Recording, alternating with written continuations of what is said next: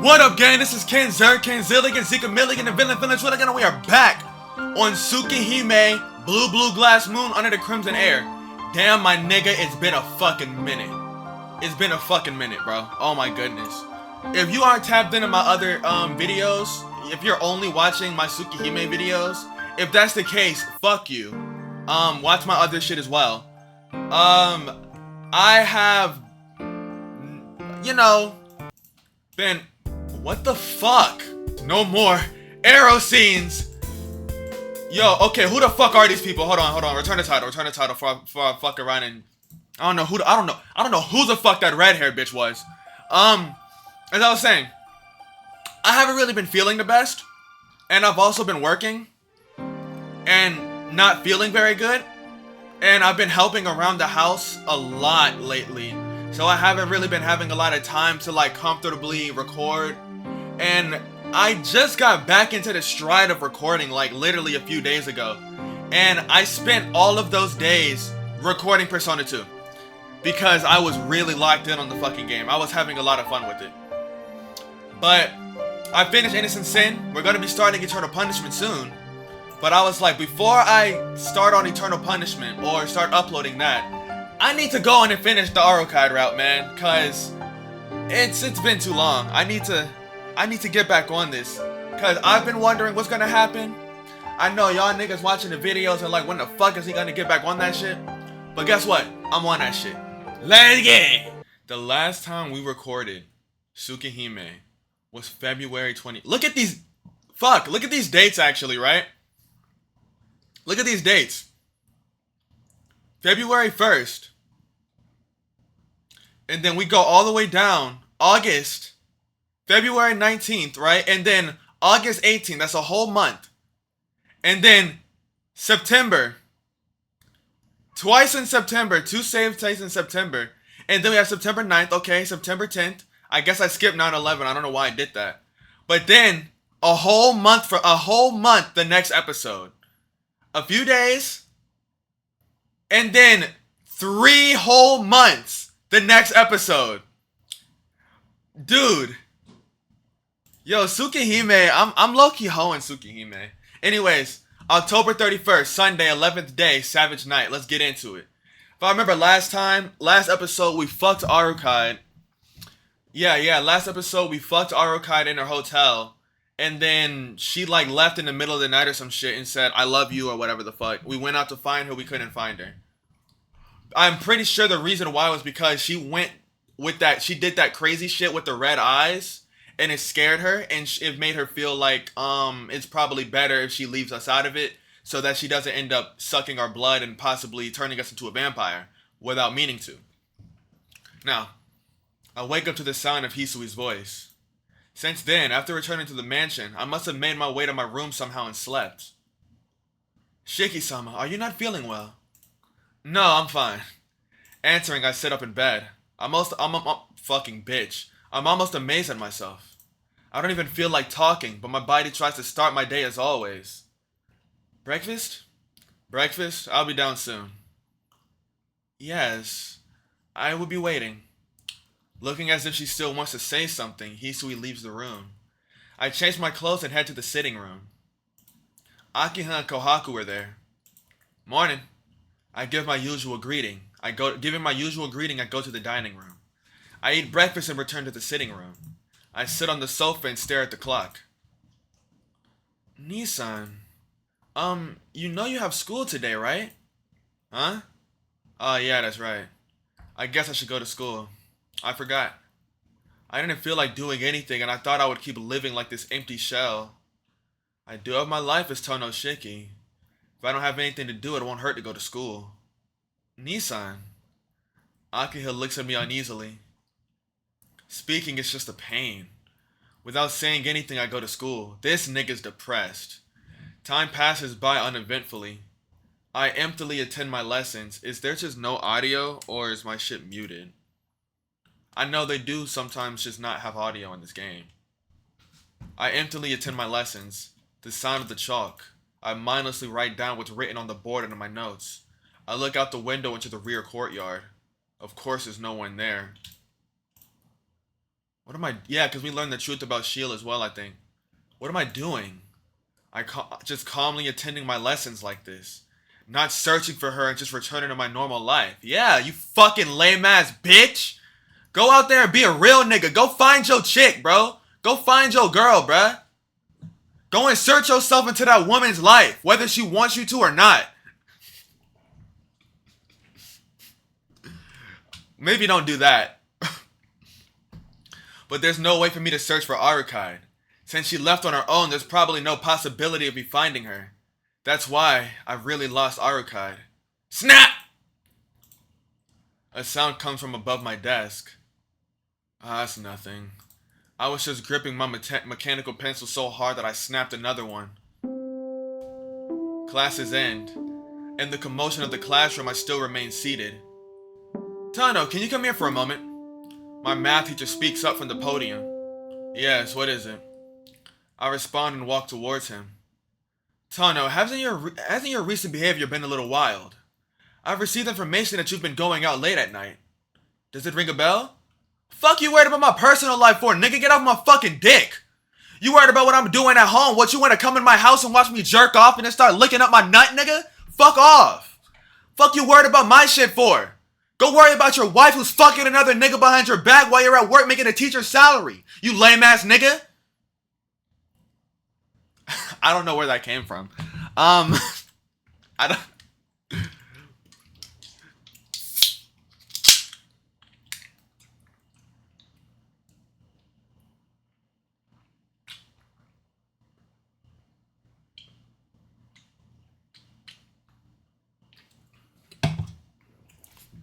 I must have been going through lemonade withdrawals. Yes. These past few days I had things to do in town at night. I see. My math teacher, well, my homeroom teacher as well, looks a bit concerned, then looks a little sorry. I know you're not the kind of student to goof off at night, but there's been concerns voiced by the faculty. It appears the head of the student council would like to speak to you. Because of that, please go to the student council room after school. Just consider yourself unlucky and bear with it. Saying goodnight, he leaves the classroom. Good night, the fuck, goodbye. After school, I stop by the student council room, but the teacher isn't there. Now that I remember, that teacher is also an advisor to the gymnastics team. He probably won't come until practice is over. I sit in my chair and wait faithfully. I bite my lip. I know this isn't the time to be doing this. I know, but there's nothing I can do. Outside the window, the sunset paints the sky vermilion. Damn, we using big words. What does vermilion look like? I'm guessing it's a shade of reddish orange. Either that or a dark red. Yeah, it's a kind of reddish orange. It's red. I see it like a very tiny hint of orange though. It's like a very tiny hint of orange. It looks almost like lava. I can hear the voices of club members practicing outside and the students talking while going home. Within that, this classroom is the only quiet place. This makes me fucking angry. Why am I here? I can't do anything. I'm angry at my powerlessness. However, I have no way to solve this myself. So in the end, all I can do is accept everything I'm told emptily. What am I doing? There's no answer. I just sit in the empty classroom listening to the sounds outside. Tick. The second hand of the clock sweeps by, telling me it's now 7 at night. No one comes by. The school closes at 6 and all the teachers leave at 6:30, so no one else remains on the school grounds. I guess I'm forgotten. I get up from my chair. After pondering matters so long, my head starts to clear a little. I was thinking all this time about what I should do, what I should prioritize. From here I should... Let's see. Okay. I'm going to assume that we need to look for Arcueid, but we all know I'm a dumbass nigga, so let me verify this information before I make a decision. I need to clear out my fucking tabs. Holy shit. Bro, I have tabs all the way from when I was playing fucking SMT5.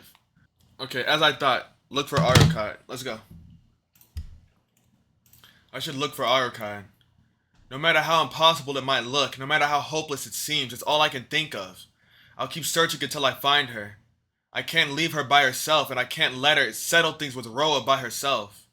Alright, my mind is set, so I can't waste any more time here. I have to go in town this very minute, and even if it means looking for a needle in a haystack, I have to find Arcueid. Naturally, the hallway is empty. The lights are shut off and the hallway is illuminated solely by the blue moonlight streaming in from the windows. I realize as I look up in the sky from the hallway, tonight is a full moon. I lose myself for a moment gazing at it. The silver moon. Delicate beauty like glass. It feels like it will crumble if I were to reach out my hand and touch it. That moon. When I was a child, I feel like I saw it. In a stupor.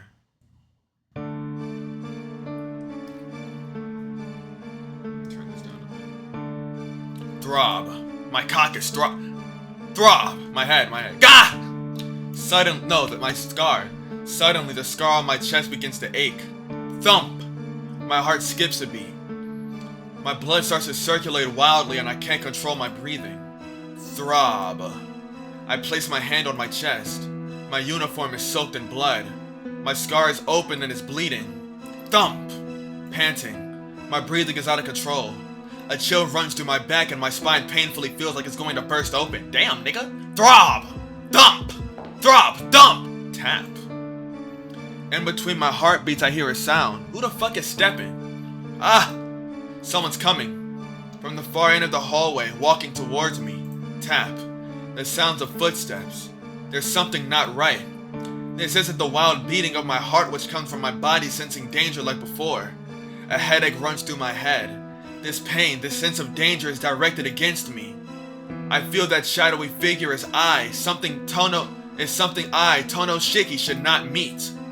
I breathe harder. Not even able to breathe properly, I take off my glasses. My knife is in my pocket. The figure draws closer. The moonlight seems to suggest it's a male. The point indicating death pulsates in the center of its body like a heart. All around his body are numerous lines of death covered like wires for a machine. My breathing stops. There is something wrong with my head. I don't know this figure. Even though I don't know, I can't help but feel like it resembles someone. Tap, tap. He approaches. I'll be able to see his face soon. Who does he resemble? Who does he resemble? Who does he resemble? Who does he resemble? Who am I forgetting? Oh shit, that's me! Bloodshot eyes. The death all over his body. An alien stillness as if the very air around us was frozen. There's no mistaking it, he isn't human. He draws even closer. He heads straight in my direction, looking solely at me, smiling wordlessly. I ready my knife. The blade pops forth. He continues walking. There's no time to think or hesitate. Under the white moon, as if in slow motion, I ready my knife. He doesn't stop. Slowly, as if time stopped only for me, he easily reaches out and takes my knife, holding it upside down. Damn. What? My body doesn't move. Shiki. Being able to see death isn't just your pure privilege. Saying that he moves his arm. Throb. A chill runs through me again. My brain freezes. My body remembers the same pain from before. Ah! The sound of slashed flesh. My knife he stole is now plunged deeply in my chest. My body collapses. All my strength drains as I crumble to the floor. Fluttering, a white sheet falls. It's because I leaned on him when I fell. As I fell, my hand took the bandages wrapping his body. I see. You wish to see my face, Shiki. Saying that, he unfurls the bandages. Damn, that nigga ugly. The only good looking thing about this guy is his hair. I fuck with that wavy ass, sexy ass hair. Everything else, this nigga ugly as shit. Everything turns dark. His face. This face before me, I know it. I've seen that shit in the mirror. It does resemble that. Because his face, it resembles the face of the bloody child before me on that hot summer day. When the cicadas chirp, chirp, chirp, chirp, chirp, chirp, I fall into the ground, the knife still embedded in my chest. Strangely, there's no blood or even pain. My body just gets colder. My consciousness drifts away. My control over my body, everything starts to fade. I did pay you back for killing me. He says this as he looks down at me. The face I see as I look up, I recognize him. Of course I recognize him. Yeah, why have I forgotten until now? When I was a kid, that other child me and Akiha played with at the mansion. Always, we were together. When Akiha came to play, me and him were always there to welcome her. So why have I forgotten his name until now? Shiki! That's right, Shiki. It's really been a long time. He, Shiki, smiles with satisfaction. Shiki, Shiki, Akiha, Shiki, Shiki, Akiha, Shiki. Those meaningless scribbles. That's ridiculous. Sorry, Shiki. You'll have to listen to my grudges a little longer. So I just avoided the point of death slightly. It's not fatal, so you'll probably stay conscious for a bit. Don't fade away that easily. The unpleasant laugh and terrible uneasiness I felt when I faced Nurse Square. In the midst of my fading consciousness, I realized something. He is Arcueid's enemy. Well then, shall I take that knife? Someone like you who's about to disappear won't need it. He reaches for the knife stuck in my chest. He grips the handle. The moment he takes it out will be my death. But I can't do anything. I can't move even to close my eyes. Gah! He flies. Suddenly, Shiki flies back as if he was struck by a car. At the same time, a black-robed figure appears. She'll? Even though this is the 3rd floor, she crashes through the glass window and makes a flashy appearance. After flying back many meters, Shiki stands up slowly and stares at me lying on the floor, and shields Senpai protecting me. Bitch! Interfering once and now twice. Senpai only stares back wordlessly at Shiki. He lowers himself as if to attack Senpai, and then, as if realizing something, Shiki suddenly begins to laugh.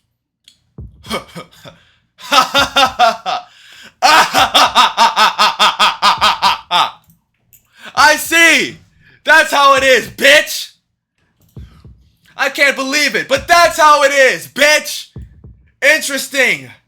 This is the first time such a thing has happened in 800 years! If that's the case, then new things truly do await me! Shiki continues to laugh from the bottom of his heart. Senpai merely stares at the vampire in front of her. What is it? You've come to kill me, right? Or is it something else? Or is it that cast-off shell? Or is it that a cast-off shell cannot do anything on its own? Senpai doesn't respond. She looks away from the vampire and lifts me up. Oh? That imposter is more important than cutting off the cause behind you? But that's useless. He's beyond help. It's only payback for him living as Tono Shiki until now. No matter what, there's no healing someone whose lines of death are cut. Even that princess had to exchange her 800 years of time in order to regenerate. A human like him can't escape death. His voice is full of mocking laughter. Senpai doesn't say anything in response.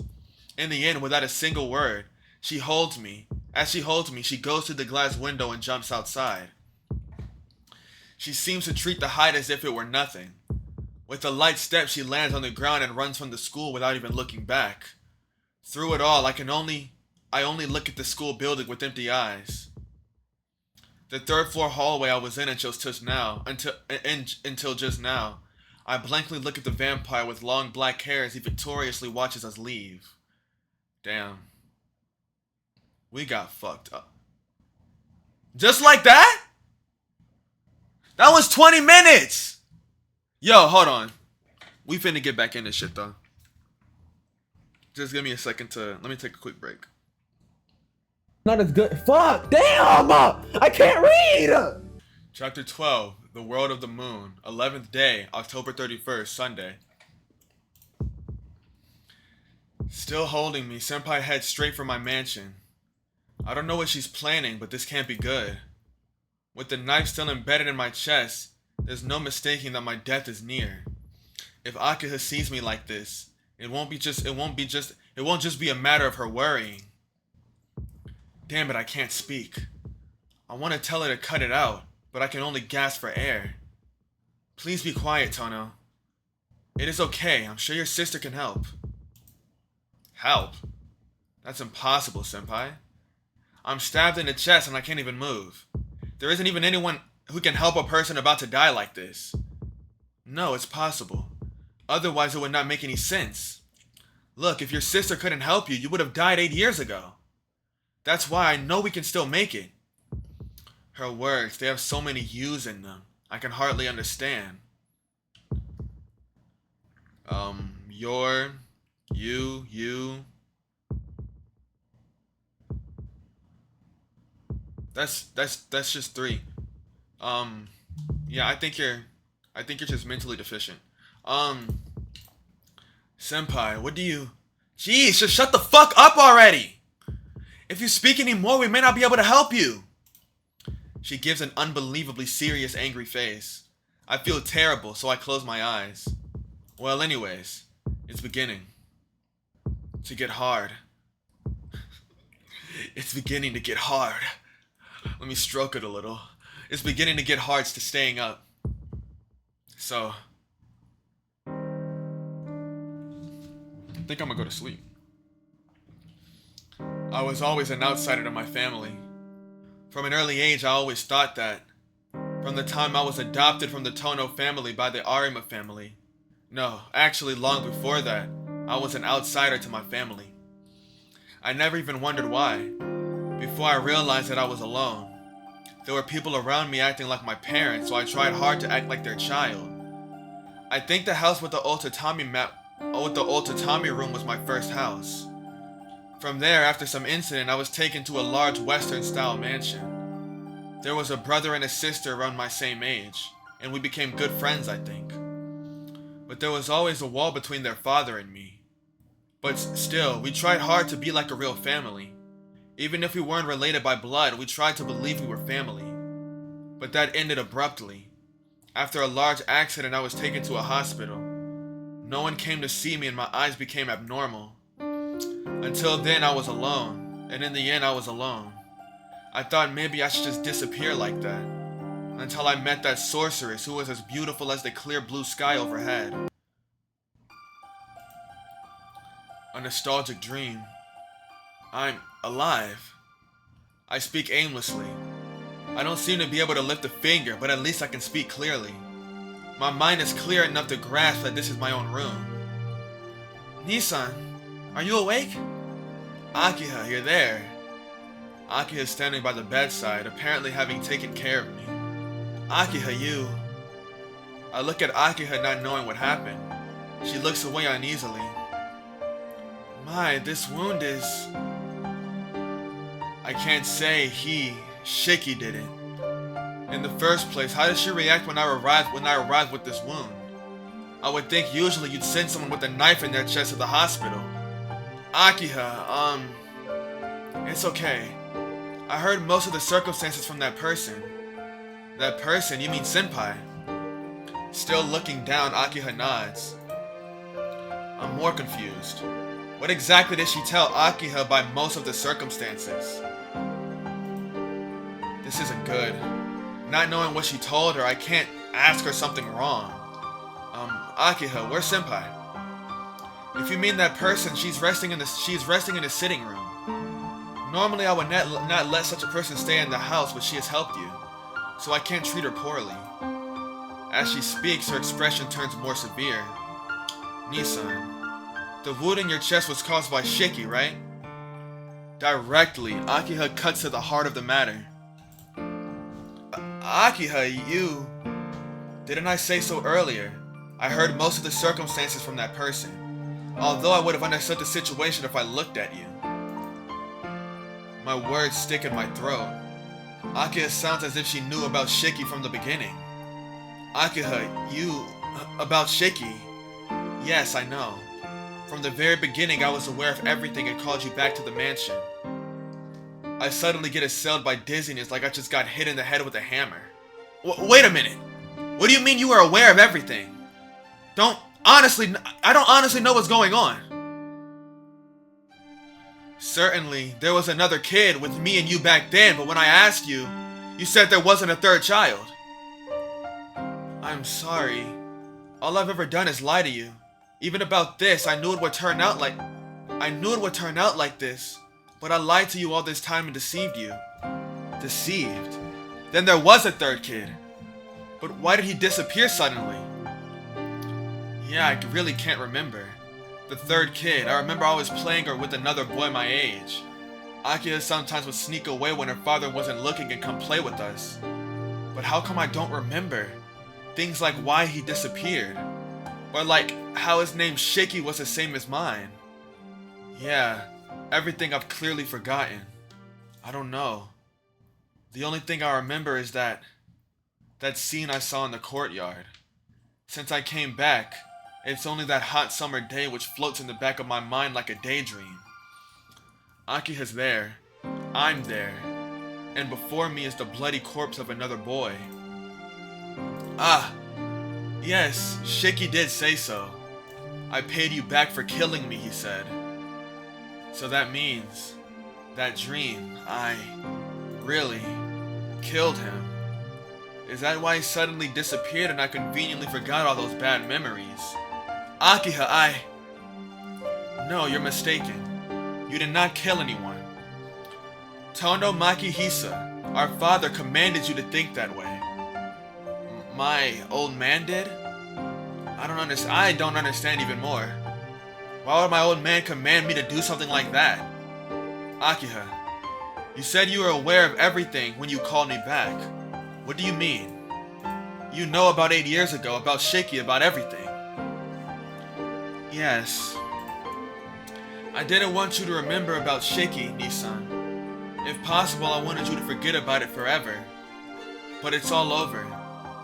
From the beginning, it was impossible to hide it. Saying that, she gives a self-derisive smile. She looks at me in the eye and starts speaking again.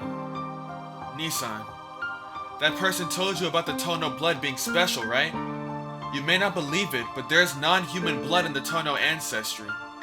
At least that is what father has told me since I was young. Of course, I did not believe it at first, but something happened to make me believe it. The incident when you were killed by Shiki 8 years ago. Killed? Me, by Shiki? Hold on, I'm about to guess. I'm about to make predictions. Okay, some of this I should already know because I'm pretty sure a good amount of this was explained in the Shield route. At least the stuff about Shiki or Roa. But first of all, the non-human blood is the blood of a mage, right? Oh well, they might consider it non-human, but I'm assuming that it's not technically non-human. It's just mage blood. You know, they have mage ancestry, right? Like the shit from Fate, like people like Ren Tosaka, they have mage ancestry. Now, what actually happened that day? Hold on. Alright, what I'm predicting actually happened that day, or mixing in what I remember from the Arcueid route with what I'm guessing from here. Shiki didn't get in a car accident and was killed. He didn't get hurt in a car accident. That's not how he got his powers. The person who gave him the powers was Roa, right? Basically, what I'm assuming, Roa already in a way had the eyes of death perception, right? Roa already had the eyes of death perception, and Roa is the one who actually killed Shiki. No clue why he did that, but he's the one who killed Shiki. And when he killed Shiki, his blood activated. His blood activated, and it gave him the same eyes of death perception. I'm assuming him and Shiki are like twins or whatever the fuck. I don't know. But I guess since I'm assuming they're twins. Since they're twins, they both have the same ability, same fucking resonance with the same shit. So he woke to the eyes of death perception after narrowly avoiding death. And I'm guessing because they have mage blood, Akiha channeled mage abilities and used them to heal Shiki and, you know, save his life, right? And after all of that happened, that's when what's-his-face, the father, realized what was going on. He realized that Roa was inside of his son. Pause. But he realized Roa was inside of the other Shiki, right? He realized Roa was inside of him and what was going to happen, so he sealed him away to try and make sure Roa couldn't escape, right? That's what I'm assuming is going on. But before he was sealed away, he planted his next life inside of Tono Shiki. And that's why Tono Shiki, us, is going through so much bullshit regarding our memories and impulses. We're having so many impulse inversions. Killed me by Shiki, Akiha nods wordlessly. But that's strange. That's the exact opposite. Shiki was the one lying bloody on the ground. And didn't he say I paid you back for killing me? As the people in the Tono family grow older, the inhuman blood in us increases. This blood isn't anything good. I think the type of blood mixed with the Tono family greatly increases one's instincts. And it makes me think it's just the blood of a beast. You can call the human part reason. The instincts of the non-human blood overpower reason. Akiha, that's... I know you can't believe it because it's so sudden, but so please be quiet for now. No, I know someone exactly like that. Oh, do we have vampire blood instead? I mean, that was gonna be my second guess. Damn. Who the fuck got dicked down by a vampire? Or who dicked down a vampire? I know someone exactly like that. Even now, if I could move freely and avoid Shiki, I'd fly out of here and look for her. However, the end comes for members of the Tono family as they grow older. There has not been an instance of inversion as a child like Shiki did. The blood of the Tono family varies from individual to individual. There are those whose appearances will not change and those whose appearance will. Shiki was a typical case of the latter. The latter, his appearance changed. Yes.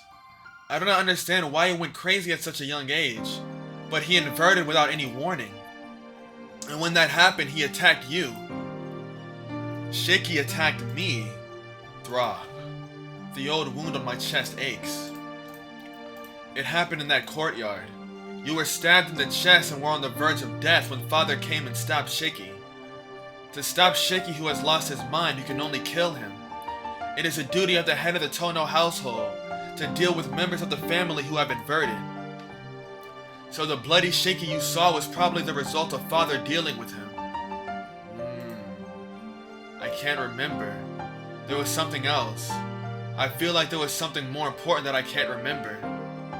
Afterwards, you miraculously recovered, and as you remember, you were taken to a hospital and told you were in a big accident. For that reason, I was then raised to be the successor of the Tono family, even though I was the second child. Once inverted, Shiki could no longer be the successor, so the only other remaining blood relative had to be chosen. I see. That's why Akiha had to take such a heavy burden of becoming the successor, huh? Akiha, that's weird. You said it was Shiki that inverted, right? Then I'm not normal. I'm surprised. You believe all of this? Hey now, it's not like you lie like this. Well, I'm used to this kind of talk. More importantly, I'm asking you if this is a bit strange, Akiha. I suppose you're right, but Nissan, there's nothing wrong with the story, so can we not discuss it any further? No, Akiha. Sorry, but finding out about Shiki is important to me. He's both my and her mutual enemy. I can't just ignore him. I have to know the truth. I can't have any traces of doubt left. Why is he alive if the old man killed him? Why? I forgot something so important. Please, tell me, Akiha. It is simple. You had a reason you could not succeed the Tono family. You really even forgot that, didn't you, Nissan? I wish that illusion continued forever. Akiha. Nissan, you are not part of the Tono family. Because of a whim of Father's, he adopted you, just because you had the same name of his son, Shiki. We not even blood related! We not... Oh! So that means we can pipe Akiha though. Okay. I mean, I'm not saying that like I want to. I'm saying that more like, okay, I guess the idea of an Akiha route feels less weird now that I know that they're not blood related. You know? They were still raised as siblings, so that's incest shit. But then again, if I'm being real here, I don't give a fuck about that shit in fiction. I really don't fucking care. Alright? I just leave it at this. If two characters are in an incestuous relationship in a piece of fiction, then those characters are fucking weirdos. And I leave it at that. They're just weird. Alright? They're just fucking weird. And I leave it at that. I don't fucking care. It's different in real life though. That's weird ass shit. You shouldn't be doing that. Anyways, moving on. That's fucked up. Huh? You and I, and Chicky, we were raised as true siblings. Oh wait. You and I, and Chicky, we were raised as true siblings. You were really good friends with Chicky. Almost enough to make my childish heart feel jealous. But after what happened to Chicky, everything went wrong. Chicky was taken care of secretly, but the eldest son of the Tono household could not be killed. The Tono family had an important standing in society, doesn't it? The Tono family has an important standing in society, doesn't it? So they could not just tell society that the heirs of the family suddenly just disappeared. Then father had an idea. To treat Nissan, who was almost killed by Shiki, as Tono Shiki. And to let Shiki be the adopted son who died in an accident. In other words, you traded places with Shiki. The one who killed remained alive, and the one killed remained alive, and the one who killed died. That is your relationship with Shiki. Aha. Aha. Then what is this? I'm not your brother? I'm not even a member of the Tono family? Of course not a member of the Arima family either. Then where am I from? I'm sorry, no one can answer that now. Nissan, the child named Shiki is gone. The child named Shiki died 8 years ago. Not in terms of living, but in terms of existence. Name, a past, family, even memories. None of these remain anywhere. You traded places with Tono Shiki 8 years ago. Father disposed of everything. That is why you were adopted by the Arima family. To maintain appearances, the eldest son of the Tono family must still be alive. However, since you are not related by blood, you cannot be the heir. Reasoning that your body was weakened by the accident, you were given to the care of the Arima family. He commanded me not to let you near the mansion again. Akia's voice is trembling. She looks down, acting like she's resisting something. I know she must feel terribly guilty, but I don't intend to blame her. It might make me feel better that she feels that way, but there's something I still have to ask right now. No. There's still 2 things I need to clear up. Please, keep talking, Akiha. There's some things I still don't get all the way. Nissan. First, I understand I'm not a member of the Tono family, but that raises another question. You said the members of the Tono family are special, but the truth is I also have something strange. Senpai said it was because I was a member of the Tono family, so I was convinced. But I'm not a member of the Tono family, right? Then what does it all mean? I do not know. Certainly, father did not seem the type to just adopt someone on whim. There may be some reason to why he adopted you, Nissan. I see. Well, it doesn't really matter to me what family I'm from, so there's no need to worry about it, Akiha. And, I always thought I was just lucky to be alive. It was a really fatal wound, wasn't it? Then I'm blessed enough just being alive. Yeah, and more than that, the problem is. And second, why is Shiki alive?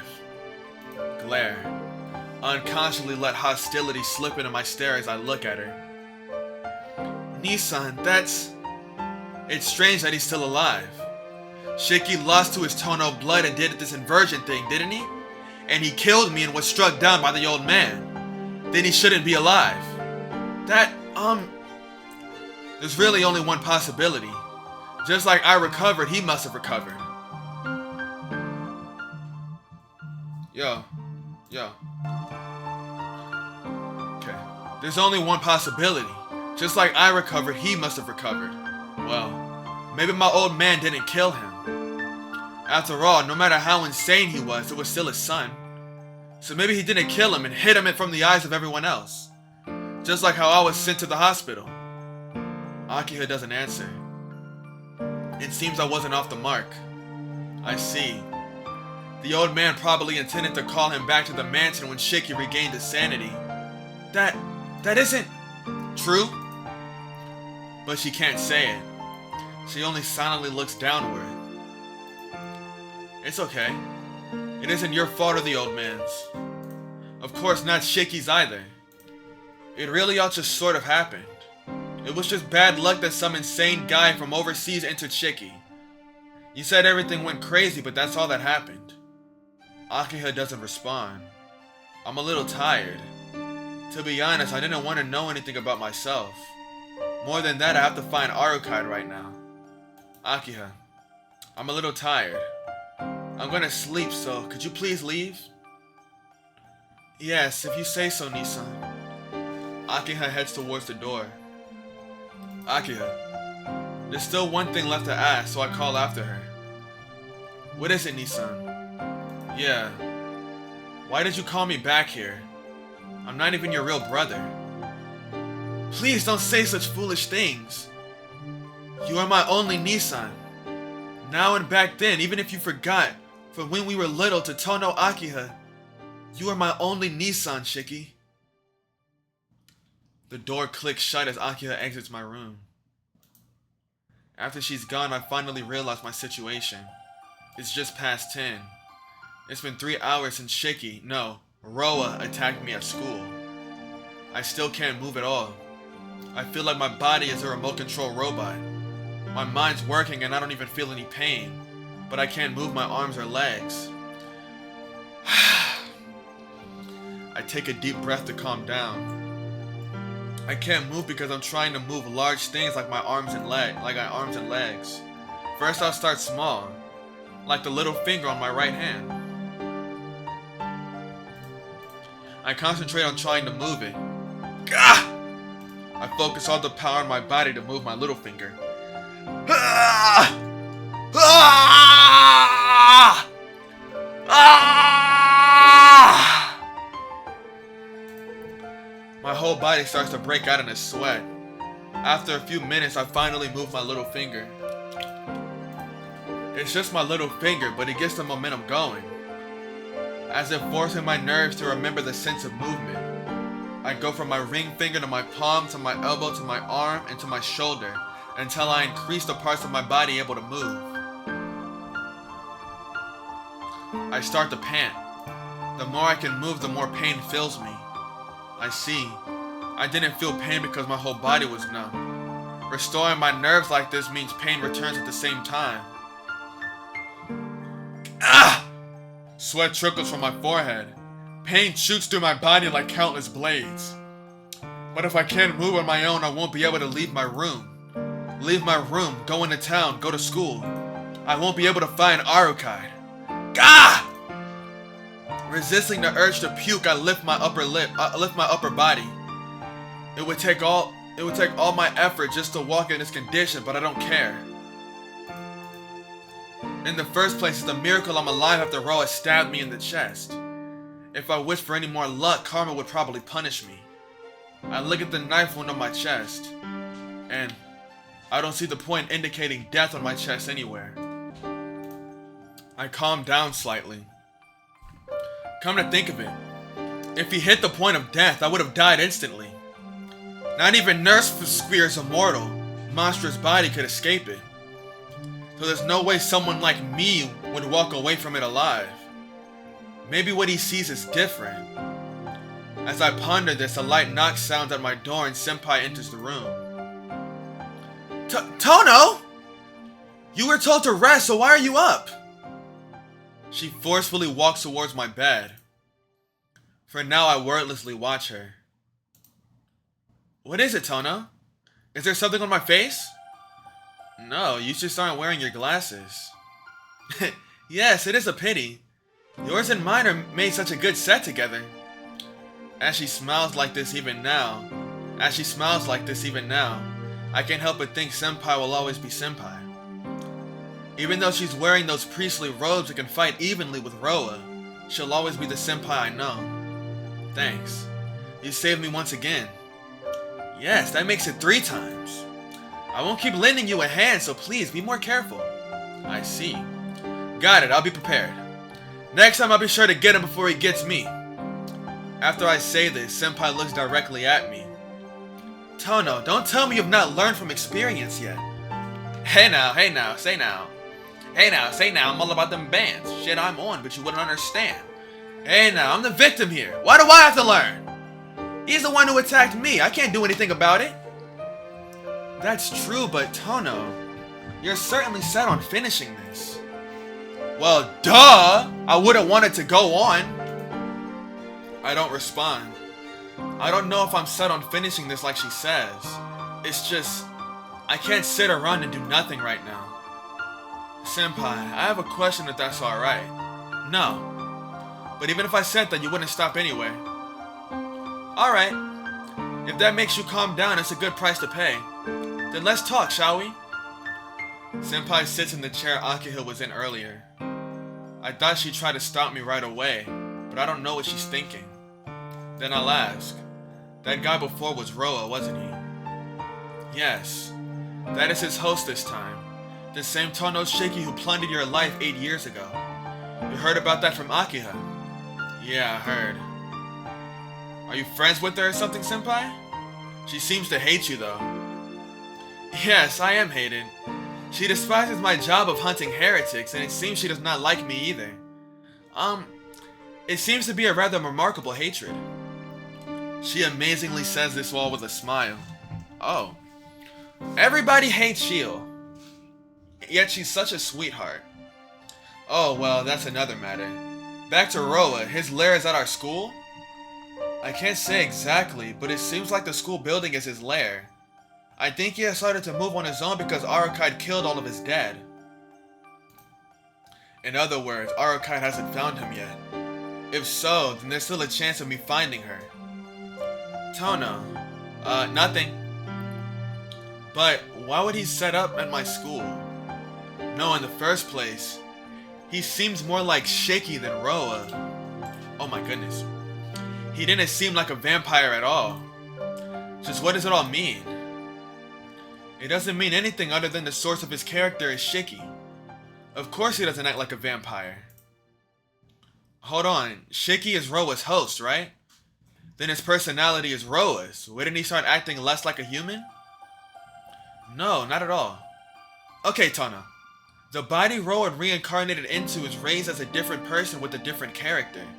Unless he matures as a human until Roa awakens, he will not be able to use his intelligence as Roa.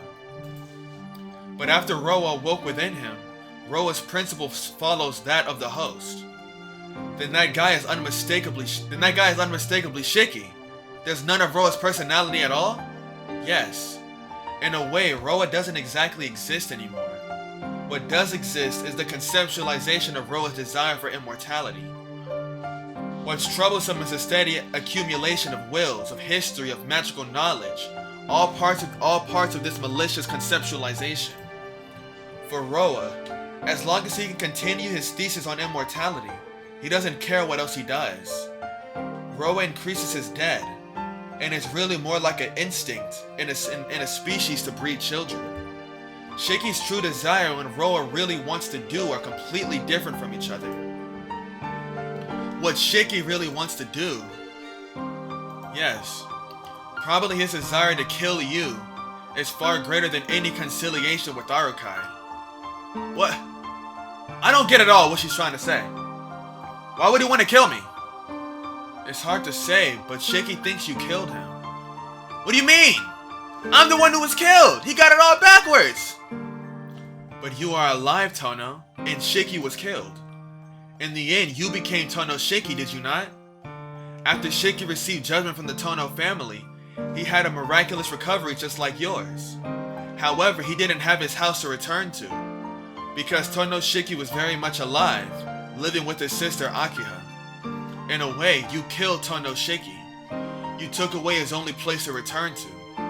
being hidden away by Makihisa while you lived in his place. You can only imagine how Shiki felt. To Shiki, I'm just an imposter using the name Tono Shiki. Yes, which is why Shiki hates you more than anything, Tono. But I didn't do so because I wanted to. But I guess Shiki doesn't care about that. To him, I'm the hated imposter who stole everything away. The man who stole his home. Without any abatement, he lived and seethed in hatred these past 8 years. So of course he wants to kill me. But I was still the one killed, senpai. Tono. Yeah, I had things stolen from me too. 8 years ago, I was 9 years old. Back then, the Shiki who lived up until that time disappeared without a trace. I can't recall my past too well. I don't have this urge to meet my true parents, but I can't even remember any treasured memories I may have had. Whoever Shiki had been, he's nowhere to be found. Tono, you can't fight because of hatred. The hell I can't! Who are you talking to? I will flip this whole thing upside down for the sole purpose of spite. Don't tell me what I can and can't do. Don't tell me what I can and can't do. I am more than capable. I am more than willing. As if sensing the danger in my words, Senpai warns me. I tell her not to be ridiculous and shake my head. That's not it. I have to deal with Roa for a different reason. You don't hate him? I'd be lying if I said no, but it doesn't really matter. I just can't let him run loose by himself. Cause if I do that, the princess would try too hard. That's why I have to help her. I promised her I'd help to the very end. That's right. Which is why I can't be resting here by myself. She's always going through so much pain, yet tries to act so cheerful in front of me. I just can't understand. Why do you support her so much? Arcueid is a vampire. Isn't she different from you? Racist much? What, if I was black you wouldn't talk to me? What are we talking about? Come on now. It's 2026. It's okay to be a vampire. Come on. We all cool. We all bleed red. Isn't she different from you? I don't care about that. All I know is I love her. That's enough of a reason for me to help her. Looking at Senpai's eyes, I speak directly. Senpai brings her hand to her mouth as if moved and blushes for some reason. She just got cucked. I'm about to go grab some water. My throat hurt. I didn't have any cold water, so I just grabbed the lemonade. See it right here.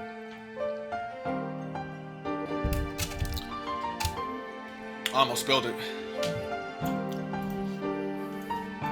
I see. You're saying you'll help her to the very end, Tana. Yeah. I don't have time to waste. If Roa's at my school, I have to leave right away.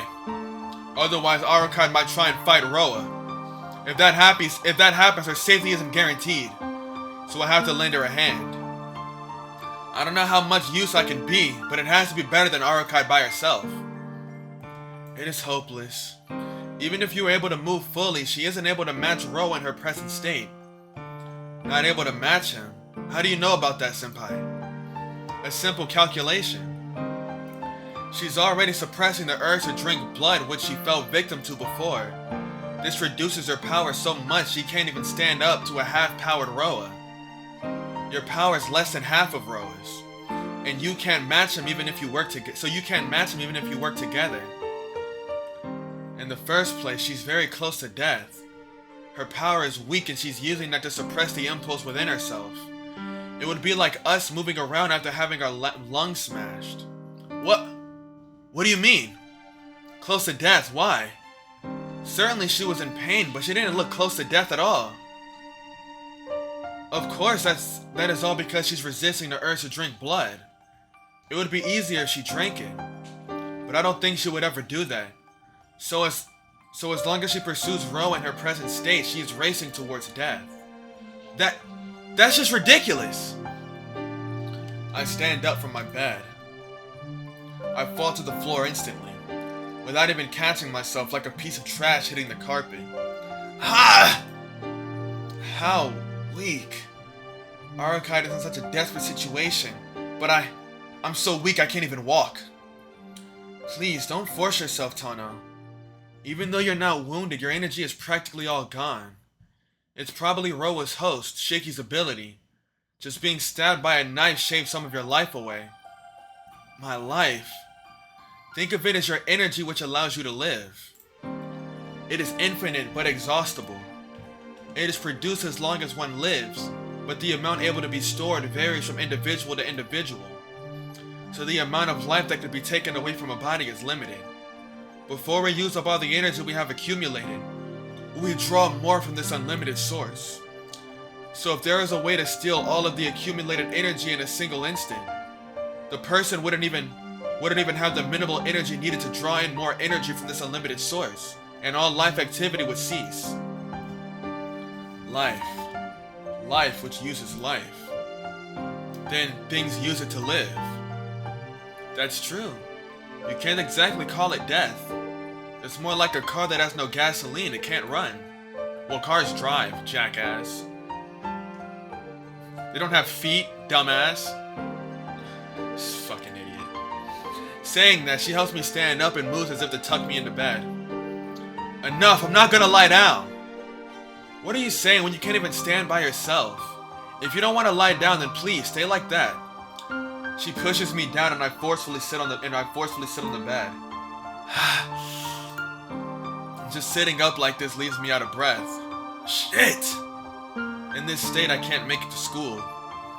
Even if I was able to see Arcueid, I'll just be a burden on her like this. You don't have to fight anymore, Tona. It will all be settled in a matter of a few days. Settled? What do you... Because I have found the reincarnation of Roa. The Vatican, our headquarters has approved my request. Within 7 days, the burial agency under direct orders of His Holiness the Pope will arrive and put an end to Roa. In the end, it will mean just another continuation of the cycle. But this instance of Roa will be dealt with. 7 days. 7 days? No, I can't wait that long. Even now, Arcueid might be trying to settle things with Roa. Then it'll all be meaningless. I force strength back into my legs, deceiving myself into ignoring my ragged breathing. I stand up from my bed. Senpai, my knife, where is it? I have it. But do you think I'll give it to you, Tona? No, but you shouldn't keep other people's things, Senpai. Isn't it common courtesy to hand back dropped things to their owners? After saying I'm right, Senpai rustles through her pockets and brings forth my knife. This bitch stupid. Because this dagger is yours, I will return it. Great manners, Shield. Great manners. Just throw the whole situation and context out the window to show off how well mannered you are. But you really intend on going back to the school, Tono? Yeah. Before Arcueid finds Roa, I have to kill him. If Shaky's objective is to get me, I can't escape a fight to the death anyway. So in order to protect Arcueid, I'll go kill Roa myself. In your condition. I just don't understand. Please, tell me why you're so into her. If you tell me, I won't stop you. That ass is like... Boy. I'm sorry. Why is he into her? Hold on, okay. Shaky is so into Arcueid because of her free-spiritedness. Not only is she just very free-spirited, but it's also that strong sense of duty. It's that sort of dichotomy, that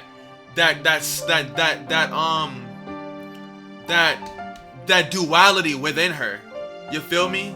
That it's just something. It rings his heart. Not rings it, but it like grips his heart. You know, seeing how dutiful she is and how much she's like, I'm going to do this. I'm 100% going to do this. I'm going to take care of this. I have to do it. This is my duty. But also just how cute, free-spirited, and just whimsical she can be as well. And then she's just like cool people too. At least that's what I like about her. That's why she's like so far probably my favorite character. I like how we did not see anything about that brown girl. When was the last time we saw her? She showed up And I think every time she showed up, I was just like, who the fuck are you? And then she never showed up again. Just never showed up again. That's hilarious. Her look is calm and sincere. She really does want to know. Why I want to help her. Because I like her. Or because being with her was fun. Yeah, those are really important too. But it's deeper than that. There's something I can't let go. Because she's by herself. I can't just leave her alone. I think that's why. That's a lie. You can't risk your life because of that. Please, answer seriously, Tono. I can't understand that kind of reason. No, it really is my reason. Until now, she's been alone. She never even knew what it was like to have fun. Always, almost foolishly isolated. Isn't it too lonely? I want to love such a meaningless life. So, I just want her to know that there's so many things to do in this world. And although most of it is useless and meaningless, knowing those is part of the fun of being alive. Such things even a child knows. I just wanted to tell her. Even though she smiles like she's enjoying herself immensely, I wanted to show her anyone can have that. I wanted to show her over and over this world has more, even more enjoyable things, enough to make any hardship seem like nothing. To be able to feel all the normal things as something normal. I wanted to make her happy, so she can truly smile all the time. Because I like Arcueid's smile. Isn't that right? As much as she hasn't been saved until now, I want to make so many more. I want to make so many more times happier. I have to at least balance it out. In the first place, it's so simple to end her solitude. Yeah, it's very simple. Just speak with someone and do what you want to do. And I know anyone can do it. Someone else can make her happy. So certainly, with my body in this pitiful state, there's no need for me to act this desperately. Someone else could just make her not solitary. I know that. I know, but it's not all logical. It's not all logic. But I can't. I can't let someone else do it. And I can't part with her like this. For me, there's no one else besides her. Because Arcueid is the only one in this world I want to make happy. Talk your shit. Yo, I'ma keep it $130, right? If I get another fucking Twitter notification from Xseed Corpse Party team, and it's not about the new Corpse Party 2 game, the first nigga I see outside is getting their fucking head blown off. I love Arcueid. I love her as a man. I love everything about her. But more than that, I want to make her happy with my own hands. For then it doesn't matter what happens to my life. I don't want her to die like this. Right now, that's all there is, senpai. Yeah, that's all. She's more precious to me than my own life right now. Please don't say such things. No one else can do that. It seems you're the only one in this world who can even say that. Senpai shrugs her arms after a big sigh. Senpai. It makes me a little angry. She's happy enough already. As if she's giving up something. Senpai speaks with a gentle voice. And then I hear the rustle of tree branches from outside the window. Oh, you don't need to be surprised. She was just leaving. I felt something out of place before, so I guessed it was that after all. Senpai cast a glance out the window. Oh! Did Arcueid come to check up on us? That's so cute. It isn't like her to put a higher priority on you than Roa. Well, if she gave more priority to Roa after such a speech, she deserves some divine punishment. Huh? Then that means Arcueid was outside my window until just now? Why would Arcueid come to my room, senpai? She wanted to bounce on it. No, she came to check up on you because she was worried after Roa attacked you. She must have heard what we were talking about and left for Roa. In other words, she went to settle things with Roa. What? She went? Why? Of course. After hearing something like that, even I would have done the same thing. Yeah, I'm envious, but I pity her just as much. But how come? You want to help her, but she doesn't want to get you involved. So there's only one answer, right? Senpai acts calmly as if she knew this would happen. So now you can give up, right, Tono? No matter how hard you try to catch up to her. So leave the rest to me and rest. Like hell! I wildly grab onto Senpai's collar. Just that makes me dizzy, but I don't care. You asked me knowing this would happen, Senpai! No, I didn't know you saw her that way. Certainly this was a mistake on my part. But her expression doesn't change. She looks down at me gently as I clutch her collar. Doing this accomplishes nothing. Arcueid is already gone. What I should be doing isn't blaming Senpai. I'm going after her. Take me there. You think I'll follow an order from a person in your condition? You lame-ass, crippled-ass, bitch-ass nigga? Yeah, of course I didn't think so. If you don't listen to me, I'll rape you right here. Okay.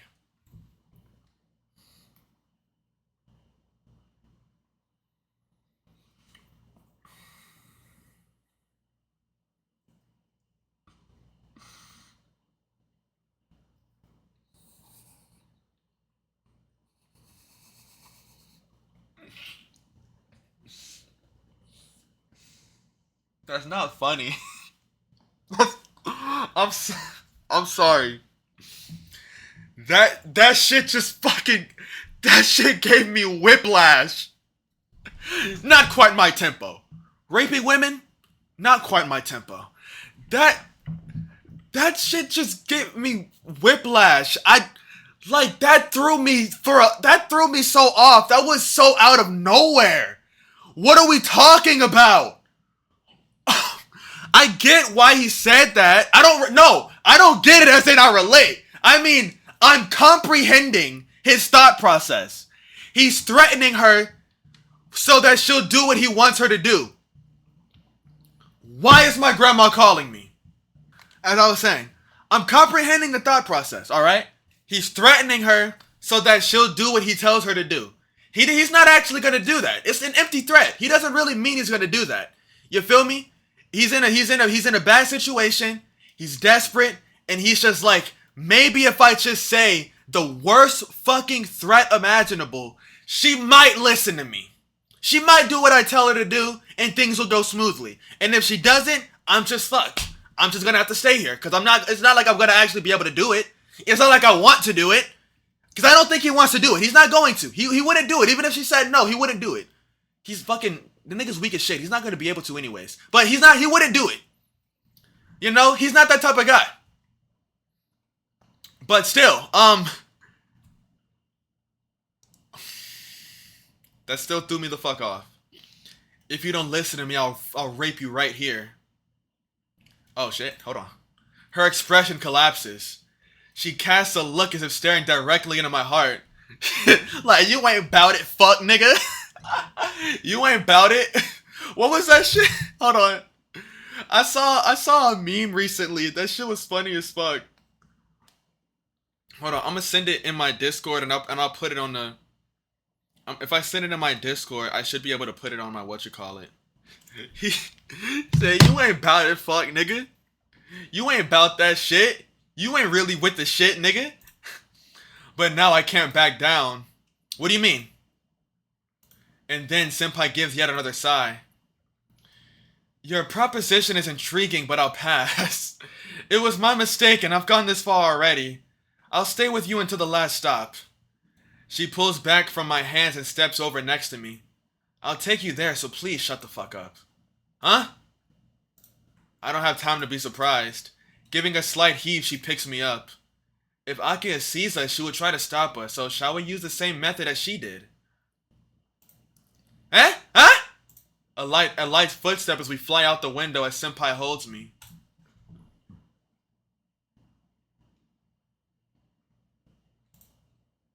We arrive at school. Even though she was carrying me, Senpai isn't out of breath, and she ran as swiftly as if she were sprinting by herself. Tono, can you walk? Barely. We're going to kill Roa, so we can't go in like this. That's true. Then please, walk on your own from here. Senpai lowers me to the ground. The school is eerily quiet. Once we go inside, all that's left is a fight to the death. I take off my glasses after a deep breath. My head starts to pound. In addition to not being able to move myself fully, I feel really sick. This isn't good. Senpai looks up at the night sky with a serious expression. A full moon. The radiant moonlight illuminates the school grounds. What isn't good? Yes, the true ancestors are said to be originally from the moon, so they gain much strength from the moon. This is the same for Roa, as a dead apostle under the true ancestors, so he's practically immortal tonight. With my current equipment, I might not be able to fully kill him. She grits her teeth. Practically immortal. But that doesn't mean a thing to me. If I can get close, even in the next instant I'll be stabbed in the chest once more. Even if in the next instant I'll be stabbed in the chest once more. If I can get close, I can pierce his death.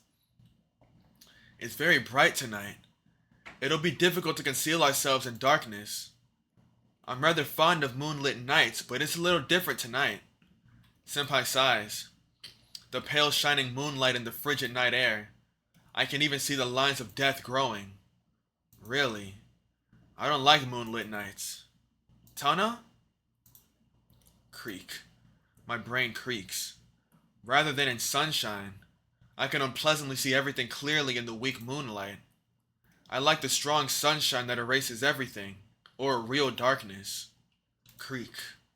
Not pain, but my brain actually does start creaking.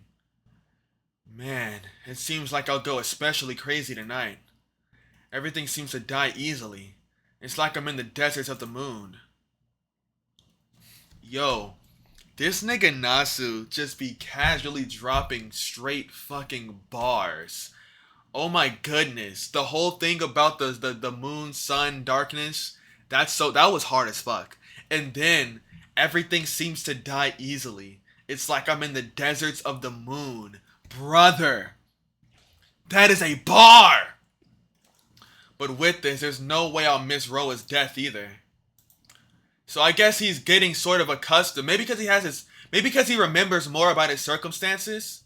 His little inversion impulses that he has when he takes his glasses off and starts going crazy and turns into Walk 'em Down Shiki. He's gaining a bit of understanding over that as well. I put my glasses back on. Gripping my knife, I walk towards the school building. I pass through the front entrance. Even walking normally is difficult. The distance to the school building seems incredibly long. Tana, we'll split up here. Senpai says this suddenly. From here on, please go ahead by yourself. I'll be doing something else. Something else? Senpai, you're gonna be doing something? Now look, even my goal is to deal with Roa. It seems this Roa is stronger than his previous host, so I can't face him directly. You weak fuck. When you and Arcueid are killed by Roa, I will use that opening to dispose of him. She says this directly with a serious expression. You really seem serious, Senpai. Yes. That was the last time I'm letting personal circumstance enter my work. You're fighting for her, aren't you? Like that, I also have my reasons. So from now on, I cannot help you. Oh, well, yeah, thanks, Senpai. Since this might be goodbye, let me say I like you, Senpai. It was fun spending time with you and Arihiko talking about dumb shit. Yes, it was like a dream for me too. Oh boy.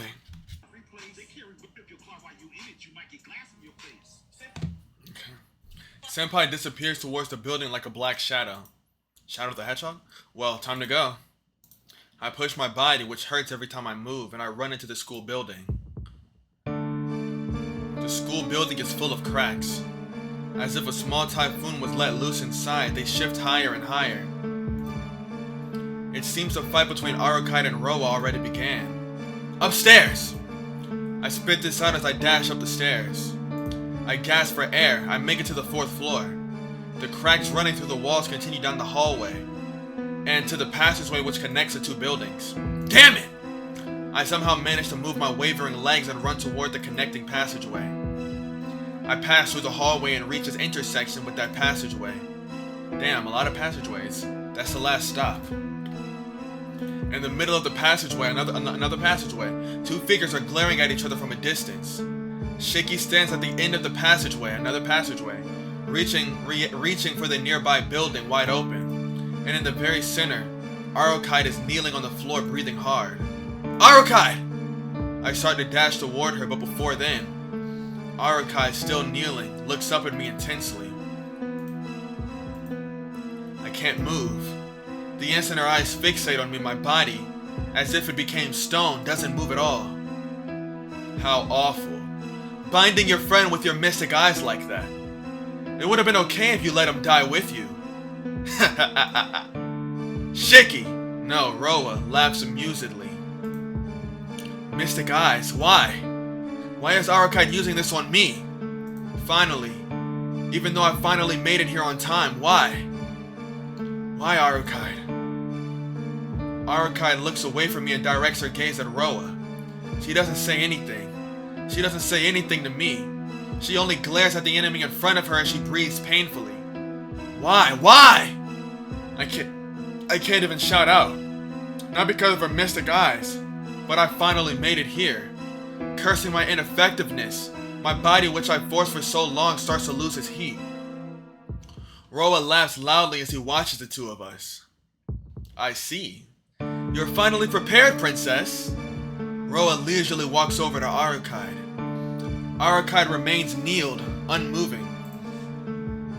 My, you're pretty good, Shiki. It seems the princess here is going to fight me to save you. If you were the former princess, you would be terrifying. But you're now just a regular vampire. You don't even have the power of a true ancestor anymore. Jeez, it would have been better if you only fell to your desires. Quiet! Quiet! Arcueid's voice echoes through the hallway. What is this? If it's not a hallucination, everything around Arcueid starts to waver. What? Roa stops walking forward. Marble phantasm. You can still use that, as to be expected from the royalty of the true ancestors. Roa retreats fearfully. However, you cannot win against me, because I have something you lack. Arcueid stops breathing, as if ceasing all movement in order to gather up all her strength. You know, don't you? Right? It is the experience of death. I know what death is. You do not. That is our difference. Well, as long as something is alive, it cannot experience death. The only one who knows is probably an infinite reincarnator like me. The wavering of everything around Arcueid grows stronger. Humans are instinctually afraid of the unknown. This does not change even for transcendent races like the true ancestors. No matter how much of the occult you study, no matter how long-lived you are, you cannot experience death. You all gain so much power by resisting death, but at the same time, it is a source of your weakness. You run away from areas, you run away from death, whereas I accept it. That is the difference in nature between you, Arcueid Brunstud, and I, Michael Roald Voldamjong. Even now I live as a human in this age. An out-of-place ghost like yourself has no right to... Who sang that? Arcueid? Even now I live as a human in this age. An out-of-place ghost like yourself has no right to judge me! Crack. The glass along the passageway starts to break. I know. About death. About the darkness. The nothingness which I have journeyed through so many times. To me, death is little more than a common ritual. Let's say you destroyed this body right here. I'll still remain in this world. Why don't you understand it's useless to fight me? Roa spreads his arms higher. Arcueid doesn't answer. Alright. If you still insist on challenging me, I will not stop you. Your resistance will be rewarded. Roa lowers his arms and crouches. Everything around Arcueid seems on the verge of bursting apart. I can't speak. This isn't good. My brain screams to me. I shouldn't let this happen. I don't know why, I don't even have proof. Just I, someone who has seen lots of death, can tell. Roa and Arcueid. Which one of them is closer to death? Stop! I can't speak, I can't. Crack! The sound of the air itself ripping apart. The warping of Arcueid's surroundings propagates along the entire passageway. The entire hallway pulses. The glass windows, the walls, the hallway, the whole building. They become roiling waves as if they were shredded with tens, hundreds, thousands, no, countless numbers of blades. Get! In a single instant, Roa's body disappears. Distorted, sliced, compressed. All that remains are his ankles. Damn. The sliding of the hallway ceases. Maybe it only lasted a minute. The passageway is like it was before. Only all that's left are Roa's ankles. But it didn't end there. Ah! The ankles start to move. They start to run towards Arcueid. As they do with each step, a leg, his hip, his other leg, his torso, his arms sprout to life. Arcueid is still kneeling, not moving. Directly in front of her, Roa's neck and head come into being. I couldn't warn her in time. The completely regenerated Roa slices through her stomach, like cutting cleanly through the line, with no slicing of flesh, no flowing of blood. That was close. I knew it was correct to choose tonight. If the moon was waning even the slightest bit, I could not have regenerated from just an ankle. In Princess, you cannot regenerate from that wound. My claws have the same ability as that man over there. Thud. Arcueid collapses to the floor. This is the power I got from experiencing death. Ironically, I did not know how to use this myself, but he taught me.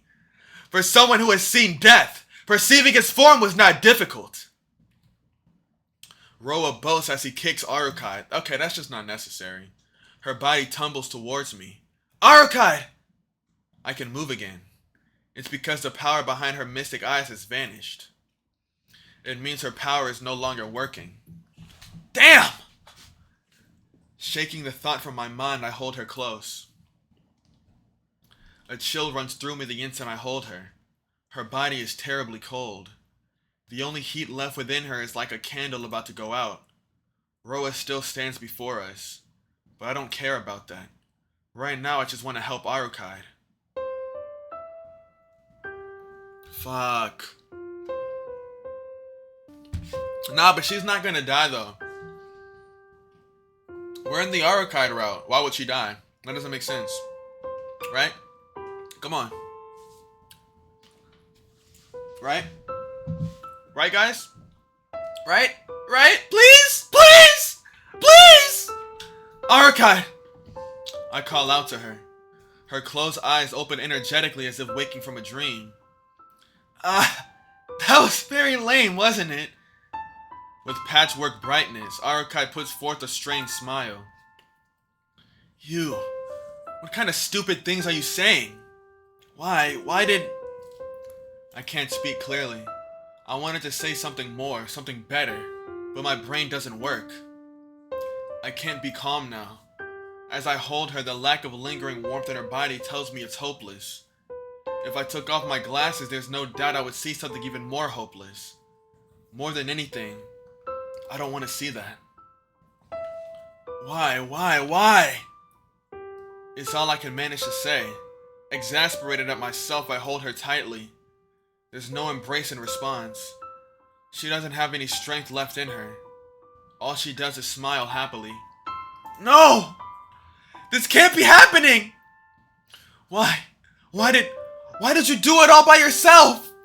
We're partners. We said we'd help each other to the very end. Oh yeah, that's right. Yeah. I kind of forgot. How can you forget? This makes me useless. I said I would help you. I said I would definitely help you. But I couldn't help out one bit. No, that's not it at all, Shiki.